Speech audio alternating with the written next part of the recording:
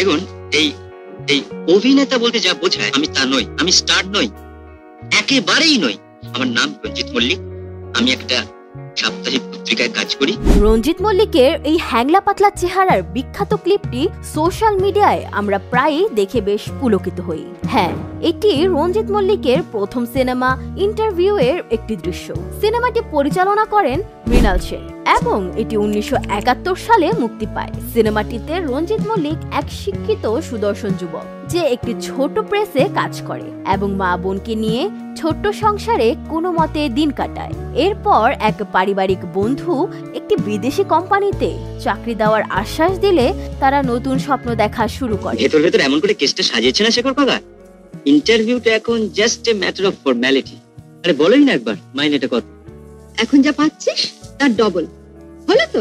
মোটেই না, তার চেয়েও বেশি। কিন্তু এটি যেহেতু মার্কেটিং এর চাকরি, তাই রঞ্জিতকে ইন্টারভিউতে কোট প্যান্ট পরে যেতে বলা হয়। সে কোট প্যান্ট জোগাড় করতে নানা চেষ্টা চালায়, কিন্তু দুর্ভাগ্যবশত তা জোগাড়ের পরেও হারিয়ে ফেলে। শেষমেশ ধুতি পাঞ্জাবি পরেই ইন্টারভিউ দিতে যায় এবং চাকরিটা তার হয় না। Please sit down. What did you do all these days? Sir, I have indicated that in my application. Have you? Ah, yes, a journalist, huh?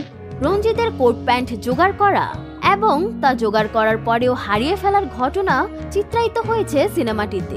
আপনি বলছেন চাকরিটা আপনার হলো না, তাতে আপনার কোনো দুঃখ নেই? না। কোনো যন্ত্রণা নেই? না। আপনি লুকোচ্ছেন? না, লুকোচ্ছি না। আমি একটা চাকরির জন্য অ্যাপ্লাই করেছিলাম, ইন্টারভিউ পেয়েছিলাম, শুট নিয়ে হাঙ্গামালো খুব, তাই চাকরিটা হলো না, ব্যাস ফুরিয়ে গেল। এই নিয়ে এত কি? আমি তো একটা চাকরি করি না। এই অনবদ্য অভিনয়ের জন্য রঞ্জিত মল্লিক কার্লোভি ভ্যারি আন্তর্জাতিক চলচ্চিত্র উৎসবে সেরা অভিনেতার পুরস্কার অর্জন করে, যা ছিল তার ক্যারিয়ারের প্রথম বড় সম্মান। জানেন, আমার কিন্তু চাকরিটা হতে পারতো,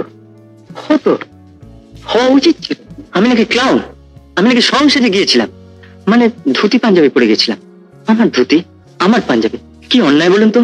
আমার সব ছিল, যা পরে গেলে ওরা খুশি হতো, যা ওরা চেয়েছিল।